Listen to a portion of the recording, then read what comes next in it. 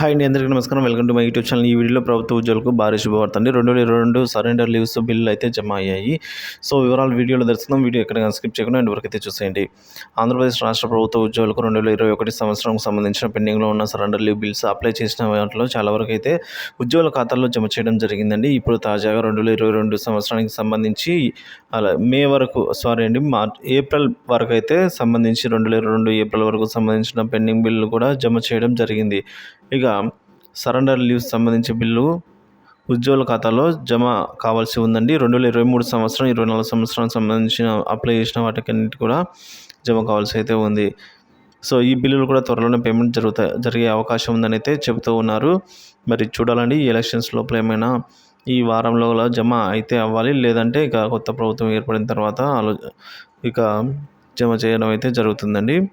So వారు చెప్పడం ఏంటంటే, బిల్లులు అయితే ఓల్డ్ సిరీస్ అంటే 2023 సిరీస్తో బిల్లులు అయితే రావడం జరిగింది. సో దానివల్ల బిల్లులు మళ్ళీ రీఅప్లోడ్ చేస్తున్నాం. 2024 సిరీస్తో బిల్లులు అయితే జనరేట్ చేసి అయితే పేమెంట్ జరుగుతుందని అయితే అంటున్నారు. మరి చూడాలి, ఏదేమైనప్పుడు కూడా త్వరగా బిల్లు అన్నీ కూడా జమ అవ్వాలని అయితే ఆశిద్దాం. Thank you for watching this video. Please subscribe my YouTube channel.